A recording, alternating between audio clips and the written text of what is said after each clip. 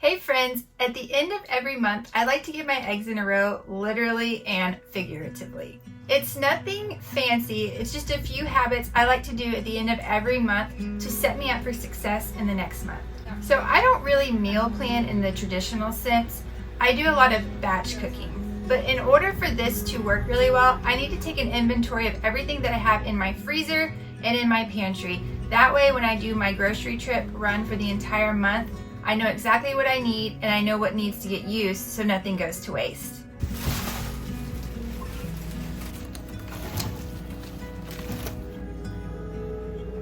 So today I'm gonna take you along for what I do in my pantry. We'll be baking some bread, maybe even making some yogurt. I just want to get a few things set up for the month ahead. So grab a cup of coffee and let's get started. Bread baking is part of that rhythm too. It keeps us stocked with something homemade, and it just feels good to know exactly what's going into our food. I'll often bake extra and use our freezer to keep it longer.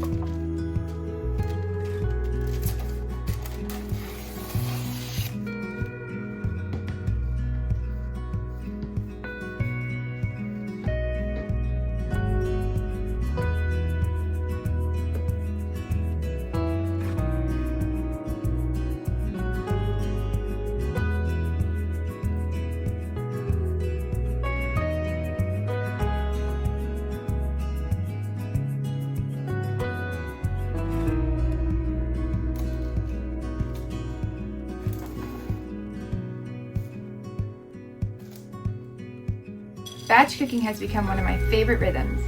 It gives me days of hard work, but then days of rest, and I enjoy that balance.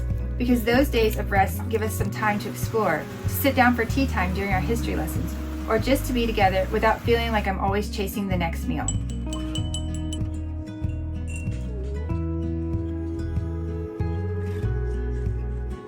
Sometimes food prep for me also means things like making yogurt. It's simple, it's nourishing, and it saves us money. I'll make a big batch and then we have it on hand for breakfast, snacks, or even baking. Just like bread, yogurt is one of those small things that keeps us stocked with real food, and it's nice to know exactly what's going into it. The point isn't to do everything at once or to be perfect. It's just building little rhythms that keep our home running smoothly.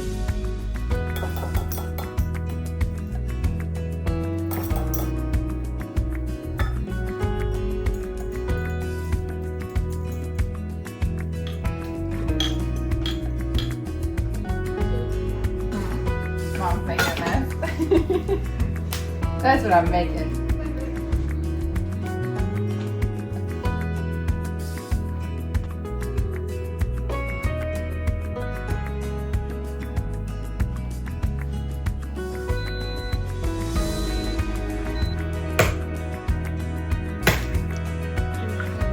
It's okay, just pick it up and put it in the thing. And one of the biggest gifts of slowing down and living this way is that I actually have time to teach the kids skills. Like our youngest. She's only 4, but she's been practicing cracking eggs since she was 2. It's messy, really messy. But it's also one of my favorite things because she really enjoys it. Now break it apart. For her, it's not just cracking an egg, it's responsibility. Right. It gives her value in the family unit, a way to contribute that she can be proud of. And because I'm not rushing from one thing to the next, I can pause and let her try, even if it means wiping up yolks off the counter. That's part of the beauty of living smaller or keeping things simple. Work isn't as demanding. I don't have to run off to a job all day, and I get to be home teaching them these little things that matter.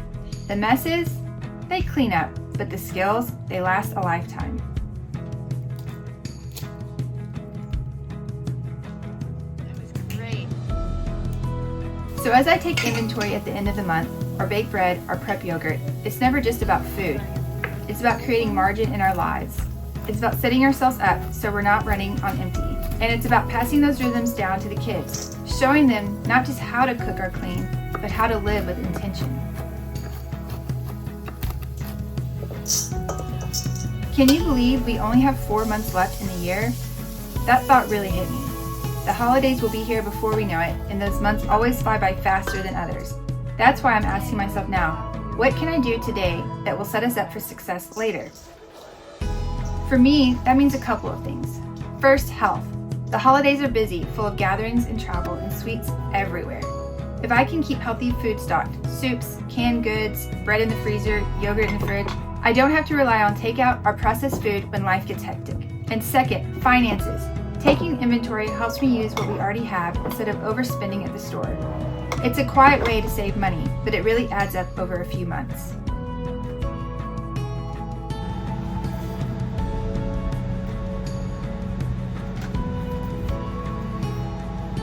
So I encourage you to think of your own version of this. Maybe it's not baking bread or making yogurt.